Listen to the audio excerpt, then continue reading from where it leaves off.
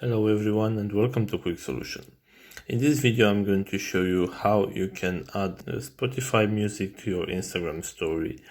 So the first thing you have to do is open the Spotify app, and then you have to choose for the song you want to add into your story, and I'm just going to select a random song right here. Let's say I want to add this one, the first one in the list right here.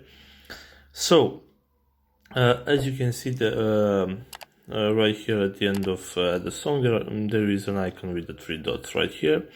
I'm just going to press that icon, and right here I have the share option. And if I press that share option, as you can see, after the copy link option, I have this story option for the Instagram, and I'm just going to hit that story.